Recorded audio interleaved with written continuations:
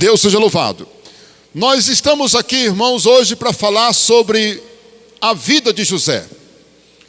Eu estava lembrando que aqui nesse púlpito eu já preguei anteriormente 2 mensagens sobre a vida de José. Mas quando eu estava lendo o texto de Gênesis 39, eu tive a inspiração de de escrever sobre essa mensagem que nós vamos ver agora.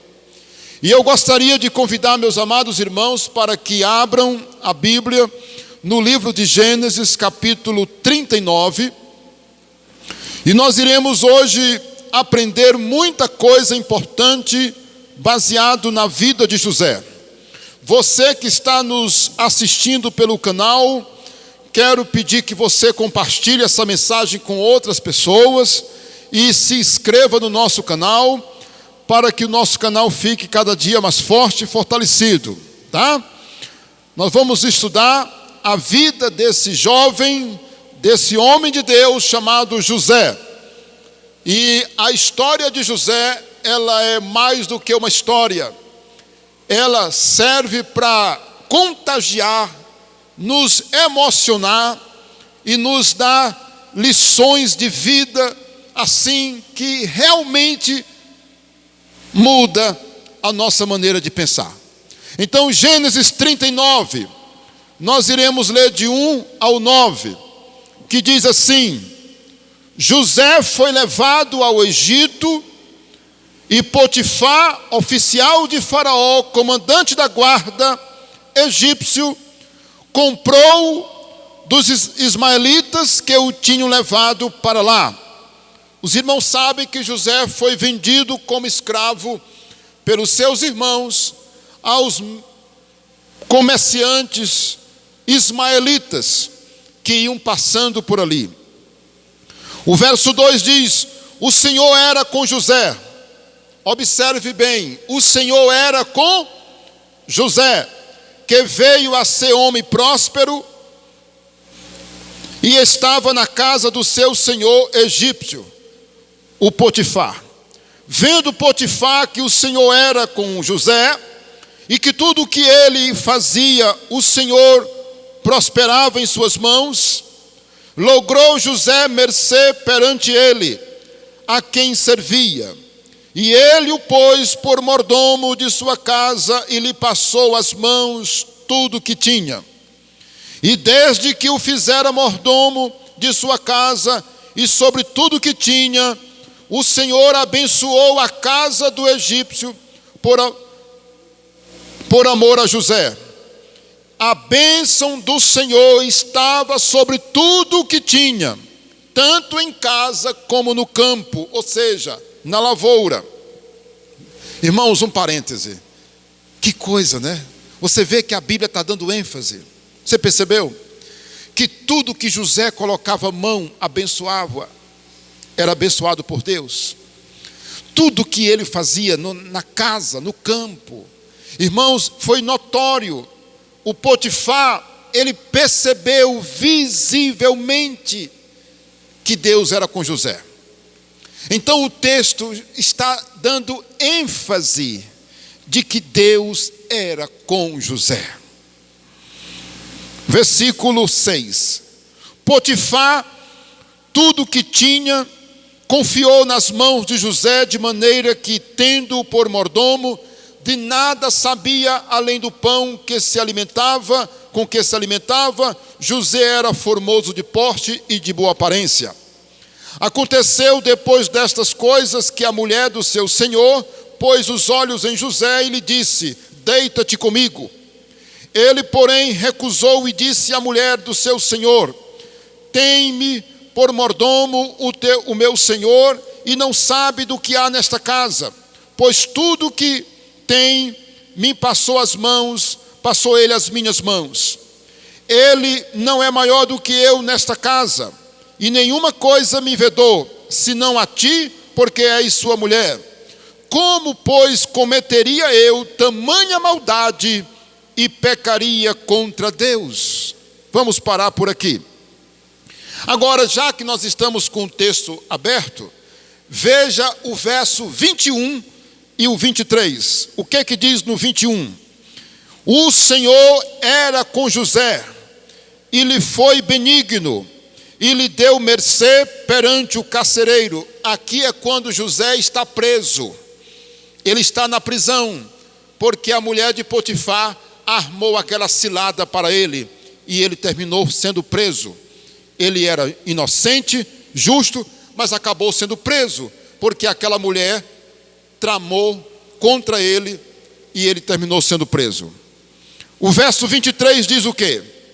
E nenhum cuidado tinha o carcereiro de todas as coisas que estavam nas mãos de José, porquanto o Senhor era com ele, e tudo que ele fazia, o Senhor prosperava. Tem dúvida? Não, não é? Não resta dúvida de que Deus era com José. Então, o tema da nossa mensagem é José, quando Deus está comigo. Porque o texto dá ênfase que Deus era com José. Mas nós vamos analisar, meus irmãos, algumas coisas. Pode passar aí para a introdução. Os versículos que nós destacamos estão ali, 2, 3, 5, 21 e 23. Nesses versículos nós vimos, meus irmãos, que Deus era com José. Mas antes que eu entre no mérito da mensagem, eu quero fazer pelo menos 3 questionamentos com vocês. Vocês querem me acompanhar? O primeiro questionamento é esse aqui, Se Deus era com José, por que lhe aconteceram tantas coisas terríveis, como os males, as injustiças? Irmãos, os irmãos de José quase o mataram. Eles o venderam como escravo. José apanhou, sabia? José foi maltratado numa jaula, como se fosse animal, e andou a pé, porque os escravos não andavam a cavalo e nem a camelo. José caminhou distâncias gigantescas até chegar no Egito. Ele foi injustiçado. A mulher de Potifar cometeu uma grande injustiça contra José, a mulher de Potifar. E José e Potifar também cometeu, porque José era inocente.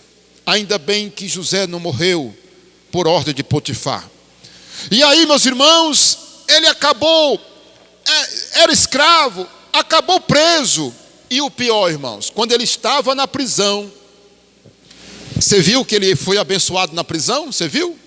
Na prisão, ele revelou sonhos, irmãos, de um homem que estava preso, mas trabalhava para o faraó. Ele era o copeiro de faraó. Ele, meus irmãos, servia o faraó. Mas o faraó teve um problema com ele e mandou prendê-lo. Mas lá na prisão, José revelou um sonho dele e mostrou que ele seria livre da prisão. Mas quando este homem saiu da prisão, José pediu que ele não esquecesse dele, mas o homem esqueceu dele. José fez um grande bem a ele, mas ele foi esquecido. Vamos pensar numa outra pergunta. Vamos pensar num outro questionamento. Por isso que eu coloquei ali os 3 pontinhos, né? Vamos pensar no seguinte, também. Existe alguma vantagem de Deus realmente estar comigo? Vocês ouviram a pergunta? Existe mesmo alguma vantagem de Deus estar comigo? Olha aí. Se Deus estava com José e lhe aconteceram tantas coisas desse tipo. Aí vem a segunda pergunta. Será que vale a pena mesmo Deus estar conosco? Qual é aí vem, não é? Esse questionamento. Qual é a vantagem de Deus estar com alguém? Ou comigo, com você? Se pode acontecer isso tudo? Estão ligados? Mas tem o terceiro questionamento que eu quero fazer com vocês. O que eu devo fazer para garantir que Deus esteja comigo? Vamos responder essas perguntas? Muito bem. Então, bora lá. Pode passar. Olha aí. Vamos responder esses 3 questionamentos pelo último questionamento que eu fiz, que é: o que eu devo fazer para garantir que Deus esteja comigo? Você saberia responder essa pergunta? Fala sério. Pense um pouco. O que você pode fazer para garantir de verdade que Deus esteja com você? Está pensando? Qual é a resposta que você daria? Eu vou mostrar para você qual seria a resposta. Vamos abrir, meus irmãos, a palavra de Deus no livro de Jó. Jó, eu me senti inspirado para dar essa resposta no livro de Jó. Jó, capítulo 1. Olha aí, meus irmãos. A Bíblia diz que Deus abençoou muito a vida de Jó. E olha quem era Jó. Jó 1:1. Havia um homem na terra de Uz, cujo nome era Jó, homem íntegro, reto, temente a Deus e que se desviava do mal. Eu posso completar o pensamento que está aqui na Bíblia dizendo: para você garantir que Deus esteja com você, seja fiel, seja justo, prudente, paciente, seja um bom filho, porque há muitas promessas de Deus para quem é um bom filho. Tenha fé, evite o mal, fuja do pecado e da aparência dele ou da aparência do mal. Eu não sei se você conseguiu pegar, mas você quer que Deus esteja com você? Fuja do pecado, fuja da aparência do mal ou da aparência do pecado, porque Deus não nos manda somente ficarmos longe do pecado. Ele diz para você fugir da aparência dele, para que as pessoas não confundam, as pessoas não pensem. Nós vemos também que a Bíblia nos ensina sermos pessoas fiéis, justas, pacientes, prudentes. Você sabe onde é que vai parar o tolo? Você sabe onde é que vai parar o louco, o sem juízo? No buraco. Você sabe onde é que vai parar um péssimo filho? Hein? Quem é um péssimo filho? Debaixo de maldição. Você sabe onde é que vai parar quem não tem fé? Vai dar com a cara na parede. Você sabe onde é que vai parar aquele que não evita o mal? Uma morte precoce. Quem não evita o mal termina morrendo cedo. E tudo isso, meus irmãos, seria a resposta, uma das respostas. Agora vamos abrir em Josué capítulo 1, verso 8.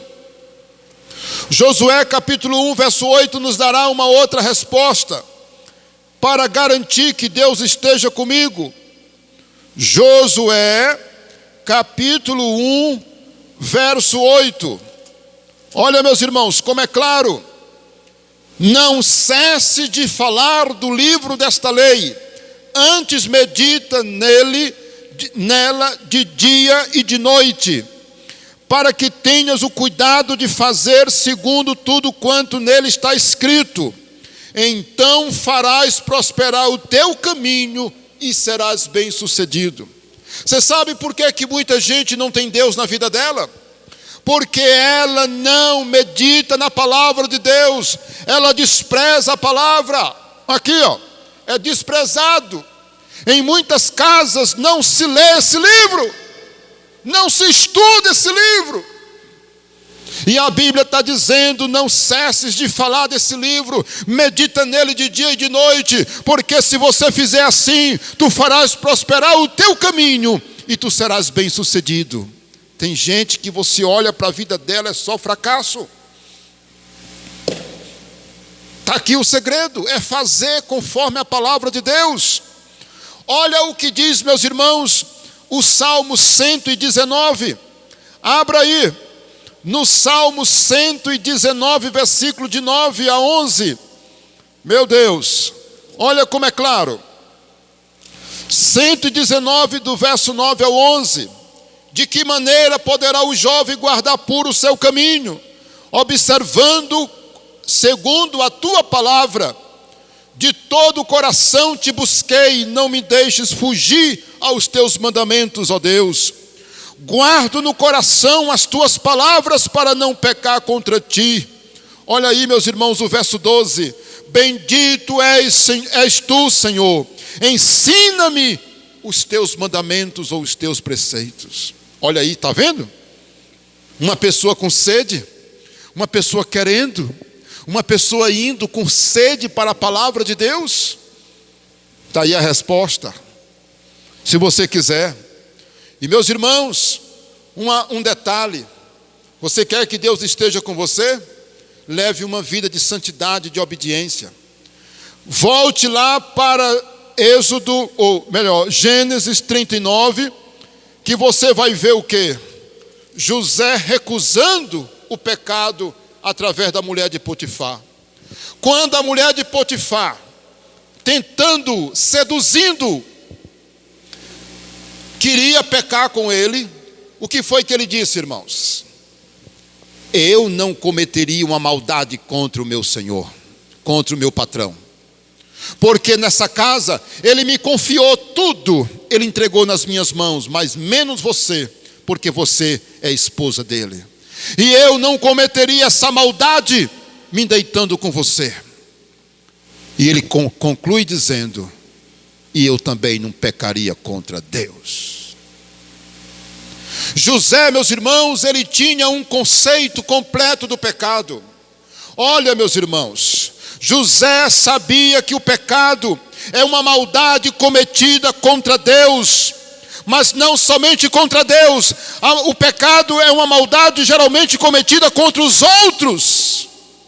Sabia disso? E jamais esqueça que as consequências de um pecado, ou do pecado de uma pessoa, nunca atinge somente ela. Peque para você ver como muita gente vai pagar caro também. Um marido, quando ele trai a esposa, um marido adúltero, ele traz maldição para os filhos, para a esposa, para ele, para a mãe, para o pai, desgraça tudo. Para a empresa, para a igreja, para todos. Você já viu a consequência de um ladrão? Do roubo de alguém? Irmãos, na área jurídica, é onde os advogados muitas vezes ganham mais dinheiro, é soltando presos.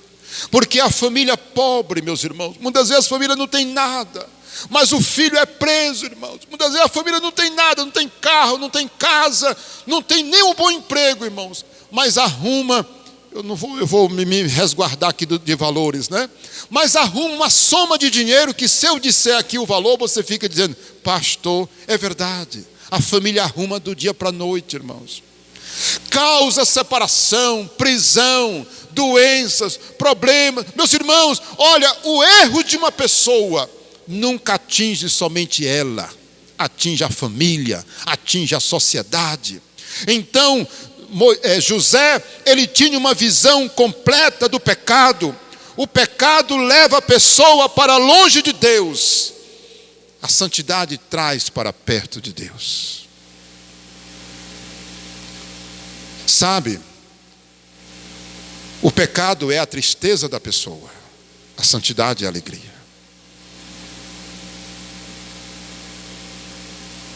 José sabia que o pecado é uma desgraça, é uma maldade contra os outros, é contra Deus, é uma ofensa contra Deus. Aí eu estou respondendo essa pergunta. Seja uma pessoa, como eu falei lá no início, justa, fiel, obediente, prudente, bom filho, tenha fé, evite o pecado, evite o mal.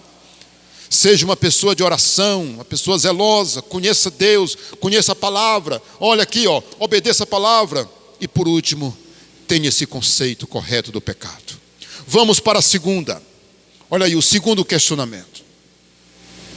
Isso aí foi o primeiro, lembra? lá na introdução, se Deus era com José, por que lhe aconteceram tanto sofrimento e injustiça, sendo ele justo?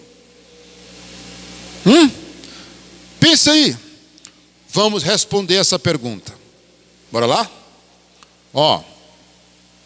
Primeiro, dizer que Deus está com uma pessoa não significa dizer que estamos imunes ou isentos a sofrimento, perseguição, doenças, tentações, injustiças, provações, ou que não vamos passar por tempestades ou desertos. Tempestades, entre aspas, desertos, entre aspas. Lembre-se dos exemplos de Abraão, Davi, Daniel, Paulo. Eu vou lhe fazer uma pergunta. Será que alguém pode dizer que Deus não era com Abraão, com Davi, com Daniel e com Paulo? Irmãos, o navio de Paulo naufragou, irmãos. Sabia? Paulo estava no navio, mas o navio que ele estava se despedaçou no mar. E ele se salvou com pedaços de madeira na água. Deus era com Abraão, mas Abraão enfrentou fome. Ele teve que se refugiar em outro país, no Egito. Ele teve medo de morrer lá. Abraão passou por sofrimento e Deus não era com Abraão? Claro. E você lembra de Daniel? Hein? Você conhece a história de Daniel? O grande homem de Deus, o Daniel, o profeta do Senhor, na Babilônia. Ele foi jogado na cova dos leões. Ele era fiel. Ele era um homem de oração. Ele era um homem de Deus. Daniel era um homem de Deus. Mas por causa dos seus inimigos e de perseguição, ele foi jogado na cova dos leões. E por que não falar de Sadraque, Mesaque e Abednego, já que eu estou falando de Daniel? Mas Deus os salvou. Abraão foi para o Egito, mas lá ele não morreu. O barco de Paulo afundou, mas ele não morreu. Aleluia! Quem pode glorificar o Senhor? Olha, Daniel foi jogado na cova dos leões, mas Deus não permitiu que os leões o comessem. Aleluia! Louvado seja o Senhor. Davi, meus irmãos, Deus era com Davi, mas Davi foi perseguido como um criminoso. Saul colocou o seu exército para perseguir Davi. E Davi dizia: quem eu sou? Eu sou um cachorro. E este homem bota o exército dele atrás de mim. Que mal eu lhe fiz? E Davi já tinha sido ungido como rei. Você sabe o que acontece com muita gente, irmãos? É que tem gente que ele acha que ele não deve passar por sofrimento. Se acontecer desse tantinho com ele está se revoltando. Ele perde logo a cabeça e diz logo assim: cadê Deus? Fraqueza, falta de entendimento. Se eu digo que Deus está comigo, não significa, meus irmãos, que eu não vou passar por lutas, por vendavais, por injustiças, que pessoas vão me perseguir, que eu terei problemas.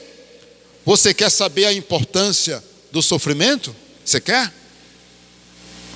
Vamos para Tiago, capítulo 1, verso 2. Olha o que diz aí Tiago, capítulo 1, verso 2. Olha, meus irmãos, como o texto é claro como a luz do sol. Para que servem os sofrimentos? Para que servem as lutas? Meus irmãos, tende por motivo de toda alegria o passardes por várias provações. Olha aí, meus irmãos, a Bíblia está dizendo que nós temos que nos alegrar ao passarmos por provações. Olha o verso 3. sabendo que a aprovação da nossa fé, uma vez confirmada, produz perseverança. Olha aí, ó. Quem sofre, meus irmãos, fica mais forte. Você está entendendo? O que acontece com quem sofre?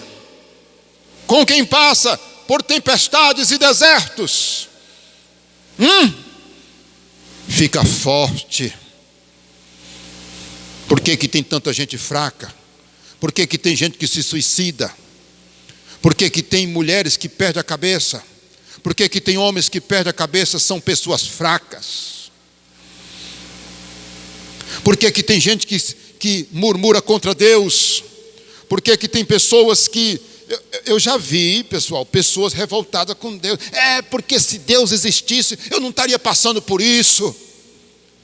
Porque se tivesse vantagem eu estar dentro de uma igreja, eu não estaria passando por isso. E por que você não lê a história desses homens que eu falei aqui? Deus era com eles. Olha, meus irmãos, completando esse pensamento, lembre dessa frase: eu servindo a Deus, Deus pode até não me livrar da fornalha, ou da cova dos leões, do meu barco naufragar. Deus pode até não me livrar da doença. Eu posso até adoecer. Eu posso ser vítima de uma injustiça. Alguém pode cometer uma injustiça contra mim, mas uma coisa eu tenho certeza: o meu Deus me dará vitória. Quem pode aplaudir o Senhor? Ele dará vitória ao seu povo.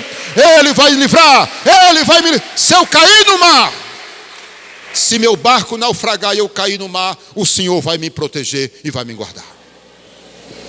E aí o verso 4 diz o seguinte: ora, a perseverança deve ter ação completa, para que sejais perfeitos e íntegros e em nada deficiente. Você quer que eu imite uma pessoa deficiente aqui? Como é que você quer que eu imite? Um aleijado das pernas, um aleijado do braço? Você sabe, uma pessoa deficiente. Uma pessoa deficiente, ela anda de muletas. Ela anda numa cadeira de rodas. Uma pessoa deficiente, ela anda com a varinha, se é cega. Não é? A Bíblia diz que quando nós passamos por lutas, é para que a gente não seja deficiente. Agora, meus irmãos, tem uma outra. Só nessa aí, ó. Segundo, tudo em nossas vidas deve acontecer no tempo de Deus. Eu posso ouvir um amém? Ele quer primeiro trabalhar o nosso caráter e nos preparar para cumprirmos seus propósitos, realizarmos a sua obra. José, quando foi vendido como escravo, ele era adolescente, mas aos 30 anos ele subiu ao trono como governador.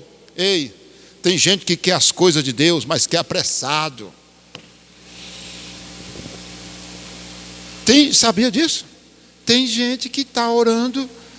Ai, cadê que Deus não me responde? Eu estou com um ano, pastor Isaías, orando e Deus não me respondeu. E José?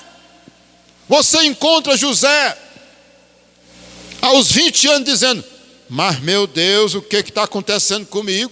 Eu sempre fui fiel ao Senhor, desde quando eu tinha 12 anos de idade, quando eu me entendi direito. E agora eu estou aqui como escravo. Quanto mais eu te sirvo, mais maldade me fazem. Você vê José reclamando? Porque José estava sendo preparado. E Davi? Davi era jovem quando ele foi ungido para ser rei. Mas você sabe a idade com que Davi se tornou rei? Anos e anos se passaram. Deus estava formando o caráter de Davi. Nem sempre as bênçãos vêm logo, porque nós não estamos preparados. Sabia? Nós não estamos preparados. Por isso que é bom a gente orar e esperar. Terceiro, muitas vezes não conseguimos fazer uma leitura correta do que está acontecendo. Achamos que é uma injustiça o que está acontecendo conosco. Deus não nos ouve. Perguntamos: será que eu estou em pecado? Será que eu fiz alguma coisa? O que foi que eu fiz para merecer isso? Na verdade, Deus está trabalhando no silêncio, irmãos. Sabia disso? Olha, uma coisa que eu quero que fique tão claro na nossa mente: nunca pergunte por que está lhe acontecendo. Nunca pergunte. Diga: Deus, eu sei por que está acontecendo. Eu sei que o Senhor tem um plano em tudo isso. Eu sei que não está acontecendo por acaso. Eu sei que o Senhor está fazendo algo na minha vida. Uma vez eu lendo um livro, o autor disse assim, contando uma história. Era um pai que a filha estava muito doente. Sabe o que foi que o pai disse? Ele disse: Deus, ainda que minha filha não seja curada, eu nunca vou duvidar do teu amor por mim e por minha família. Olha aí, irmãos. Tem gente que se revolta, se desanima, não quer vir à igreja, não entrega mais o dízimo, não ora mais. Por que não está orando, irmão? Irmã, eu estou desanimado. Oh, meu Jesus, tem piedade, tem misericórdia. Não está fazendo uma leitura correta do que está acontecendo. Olha, eu tenho uma oração que eu faço a Deus sempre. Posso falar? Quando eu estou no meu momento sozinho com Deus, eu digo assim para Deus: Deus, não me deixe ser surdo, porque o surdo não ouve o que está acontecendo ao seu redor. Número 2, eu peço para Deus para eu não ser cego, porque o cego não vê o que está acontecendo. E eu peço para Deus para eu não ser duro de coração. Sabe por quê? Porque o duro você pode mostrar para ele, mas ele não abre mão. Ele diz: mas eu vou fazer assim mesmo. Isso é o duro. Você está mostrando para ele que ele está no caminho errado, mas ele não muda. E eu peço para Deus. E por último, para a gente responder essa pergunta, se eu não consigo entender o que está acontecendo ao meu redor, eu vou ter uma atitude nobre. Confiar que Deus tem o controle de toda a situação e confiar a minha vida a Ele. O que diz o Salmo 37, versículo 4? Agrada-te do Senhor e Ele satisfará os desejos do teu coração. E agora o 5, bora lá, todo mundo sabe, bora. O 5, entrega teu caminho ao Senhor, confia nele, Ele tudo fará. Não é isso? Entrega teu caminho ao Senhor, confia nele, e Ele o mais fará por você. Tem gente que não entrega, e a Bíblia diz para você entregar. Você sabe por que muita gente se dá mal na vida? Você sabe? Porque ela não deixa Deus agir na vida dela. Ela mantém eu vou assim, eu quero é assim, eu vou fazer assim. E é por isso que se dão mal. Olha, eu fiz uma observação aqui no texto. Eu como seu pastor, sabia? Eu como seu pastor, tá vendo? Vocês, eu como pastor de vocês, eu me preocupo com vocês. No sentido de como você reagiria a um tempo de muitas bênçãos, de muita bênção mesmo de Deus, ou uma tempestade ou um deserto em sua vida. Sabe por quê, meus irmãos? Tempos de guerra são perigosos, tribulações são perigosas. Mas tempo de bênçãos e bonanças também são perigosos. Tem gente que na época que ele está na bênção, aleluia! Oh meu Deus, muito obrigado, porque a minha casa está cheia de bênçãos. Ele começa a esfriar, ele não ora, ele acha que não precisa mais de Deus. Olha, a quantidade de gente que quando enrica deixa de vir para a casa de Deus é muito grande. Depois que recebe uma cura, depois que recebe um milagre, não são convertidos de verdade, né? Irmãos, tempo de guerra é difícil, né? Pois é, são perigosos. Eu fico preocupado. O que você faria se na tua vida acontecesse coisas assim, bem pesadas? Difíceis. Porque eu como pastor, meus irmãos, Eu já vi gente dizer, tchau, pastor, tchau, igreja. Eu não vejo vantagem. Sabe por quê? Porque está acontecendo um problema na família, está acontecendo uma coisa, ficou desempregado, tem um problema de saúde, a mulher o traiu, aconteceu outra coisa, aconteceu um acidente, quebrou a perna, perdeu o emprego. Aí fica dizendo, irmãos, isso é preocupante, sabia? Por outro lado, tem aqueles que recebem muitas bênçãos, carro novo, emprego bom, passou no concurso, está mil maravilha, está ganhando muito dinheiro. O que faz? Pernas, para que te quero? Sai da igreja, esquece de Jesus. Olha o que o sábio Salomão disse para Deus. Provérbios 30. Provérbios 30 diz o que, meus irmãos? Olha aí, Provérbios 30, versículo 8 e 9. Olha o que Salomão disse para Deus. Olha o que Salomão disse para Deus, versículo 8. Afasta de mim a falsidade e a mentira. Não me deis nem a pobreza e nem a riqueza.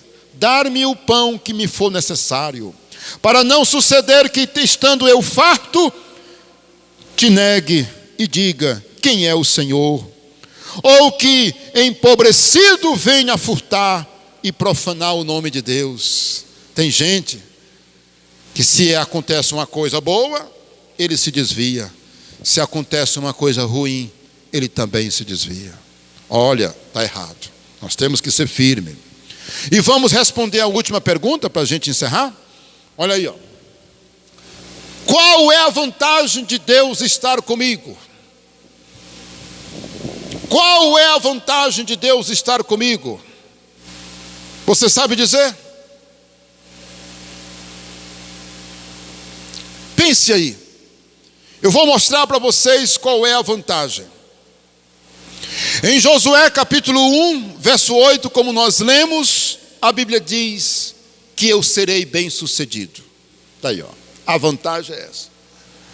E ser bem-sucedido, você sabe que não significa isenção de lutas ou vendavais. O Salmo 34, versículo 15 a 19, diz que Deus ouvirá as minhas orações. Irmãos, que coisa mais linda, eu saber que quando eu me ajoelhar na minha casa, ou onde eu estiver, Deus vai ouvir a minha oração. Que coisa maravilhosa. Se eu estiver com Deus, e se Ele estiver comigo, no momento em que eu clamar por Ele, a Bíblia diz que Ele vai me ouvir. O Salmo 34, 15 diz que os olhos do Senhor estão atentos e abertos ao clamor do seu servo. Quando você clama, Deus ouve. Essa é a primeira vantagem. Segundo, se Deus tiver um plano para a minha vida, não morrerei até que esse plano se cumpra. Posso até ir para o Egito, entre aspas, mas não morrerei lá. Posso até ser jogado na cova dos leões como Daniel, mas não serei devorado. Meu barco pode até naufragar, mas eu não morrerei no mar.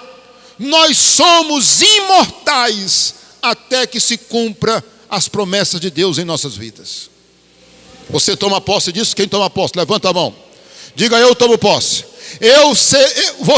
Nós somos imortais. Imortais. Bota isso aqui, até que se cumpra aquilo que Deus planejou para você. Não duvide disso. Se Deus tem um plano na sua vida, se Ele te chamou, se tem algo para fazer na tua vida, tu acha que uma doença vai impedir?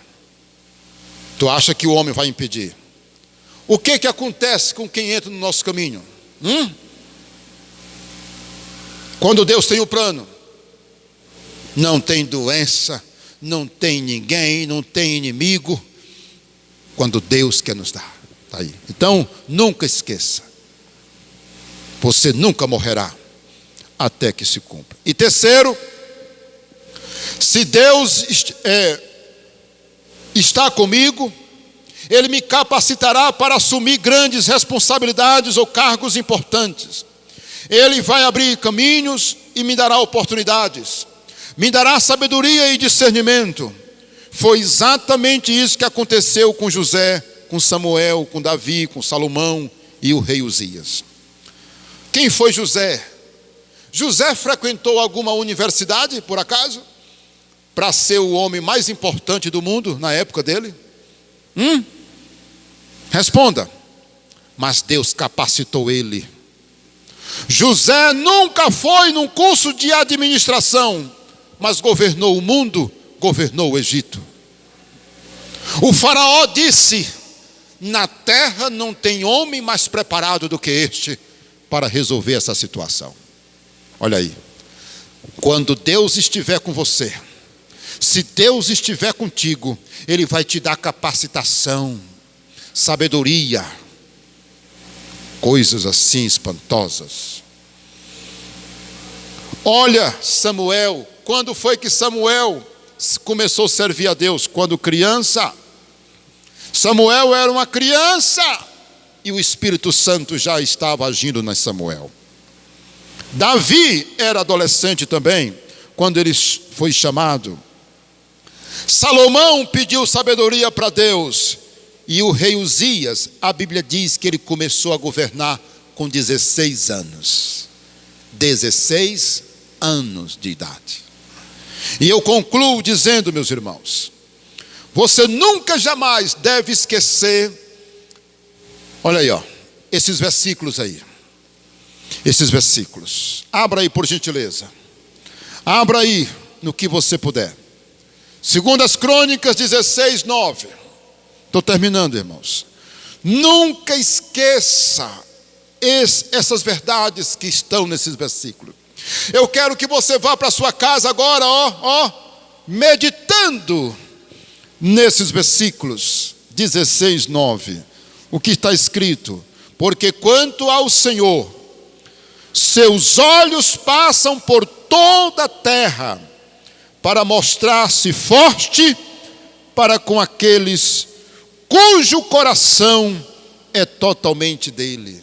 Numa outra versão diz que os olhos de Deus passam por toda a terra, para cima e para baixo. Ei, você pensa que você faz alguma coisa escondida do Senhor? Jamais. Você nunca faz algo escondido dele. Ele sabe tudo que você fala, Ele sabe tudo que você diz, que você pensa, e Ele sabe por onde você anda. Então nunca esqueça disso. Nunca diga que Deus não está lhe vendo, e nem que Ele está longe de você. Agora, meus irmãos, olha o que diz aí, em Isaías. Meu Deus, Isaías é muito claro quando 41 verso 10. Não temas, porque eu sou contigo. Não te assombres, porque eu sou o teu Deus. E eu te fortaleço e te ajudo e te sustento com a destra da minha mão fiel. Aleluia. Olha aqui, meus irmãos. Deus está dizendo: não temas, meu filho. Eu estou contigo, eu te ajudo, eu te sustento com a minha mão direita. Oh, glória. Esse é o Deus que nós servimos. Olha aí, olha aí. Olha aí, o verso 11, eu esqueci de ler o 11, né? Eis que envergonhado e confundido serão os teus inimigos. Serão todos os que estão indignados contra ti. Serão reduzidos a nada. Os que contendem contigo perecerão. Irmãos, nós não queremos a morte dos nossos inimigos e nem o mal deles, não é verdade? O cristão não é vingativo. Crente não é vingativo. Mas Deus toma de conta dos inimigos. Olha, é muito perigoso se levantar contra um servo de Deus, sabia? É muito perigoso. Até os macumbeiros sabem disso, irmãos. Sabia? Até feiticeiro sabe disso.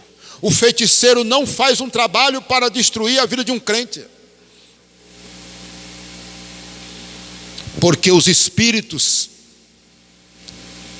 punem o macumbeiro que se atreve a fazer algum despacho, algum trabalho de magia negra contra um servo de Deus. Deus está dizendo que os nossos inimigos serão derrotados. Agora, Isaías 63:9 tem um texto que eu acredito que é um dos textos mais belos para consolo. Você está sofrendo? Você está sofrendo? Olha o que diz aí Isaías 63:9. Marque aí na sua Bíblia, marque. Olha aí, 63:9 diz o quê? Em toda a angústia deles, foi ele angustiado também. Ei, você pensa que quando eu estou passando, se eu sou um servo de Deus, e eu estou passando por uma prova, e eu estou passando por uma luta, eu estou sofrendo, eu sei que Deus está comigo, e Ele está dizendo, na tua angústia, eu também sou angustiado com você. Porque a gente só pensa que Deus está longe, né? Não, Deus está comigo.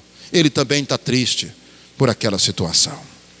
E aí, meus irmãos, 64:4 é lindo, é muito lindo. Grave esse versículo, porque desde a antiguidade não se ouviu, nem com os ouvidos se percebeu, nem com os olhos se viu um Deus além de ti que trabalha para aquele que nele espera. Meu Deus, desde que o mundo, irmãos, é mundo, não se viu um Deus igual ao nosso, que trabalha por nós, trabalha por você, trabalha por tua família, trabalha pela tua vida, para que você seja abençoado. Fiquemos de pé. Eu quero que você ouça essa oração. Pode deixar. Eu quero orar por você. Eu quero orar por tua vida. Eu quero orar por aqueles que estão nos ouvindo pelo canal, pelo YouTube. Eu quero que vocês recebam essa oração. Vamos orar juntos. Eu quero que você visualize a tua vida. Eu quero que você comece a olhar para o teu passado, para o teu presente, para o teu futuro. Como é que tu quer o teu futuro? O teu passado não pode mais mexer. Teu presente sim, porque você está aqui. Depende do que você faz aqui agora. Então eu quero colocar essa verdade na sua vida agora, diante de você. Mude. Seja fiel. Garanta que Deus esteja com você. Garanta um futuro abençoado por Deus. Vamos orar. Senhor, meu Deus e meu Pai, neste momento, Senhor, em que pregamos algo que tem tudo a ver com a nossa vida, com a nossa existência, com a nossa família, com o nosso futuro. Nós estamos aqui fundamentados na palavra. Nós estamos aqui fundamentados não na palavra de homens. Nós não estamos aqui, Senhor, citando poetas, filósofos. Nós não estamos citando aqui provérbios da China ou de qualquer que seja o lugar. Nós estamos citando aqui a tua palavra. E a tua palavra diz que o Senhor vela para que se cumpra. E nós queremos agora, Deus, como homem de Deus, como profeta, como pregador da palavra, declarar um futuro na vida de cada um de nós aqui. Que cada um aqui faça por onde Deus está com ele. Que cada um faça para que o Senhor esteja do lado dela. E que ele não desista. Não tenha medo. Não volte atrás. Mas que seja fiel. Que seja perseverante. E assim como o Senhor foi com José, seja com cada um de nós, papai. Assim como o Senhor abençoava. Assim como o Senhor abençoava o que José colocava as mãos. Assim como o Senhor deu vitória para José, dê vitória também para cada um daqueles que confiam no Senhor. E nós profetizamos na vida dos jovens, você que está nos assistindo, que Deus te abençoe e te guarde, que você seja ricamente abençoado assim como José. Mas lembre-se que você precisa ser um homem de Deus, uma mulher de Deus, comprometido com Ele, e que Ele ilumine o teu caminho hoje e sempre. Amém, aleluia. Vamos aplaudir o Senhor. Glória a Deus.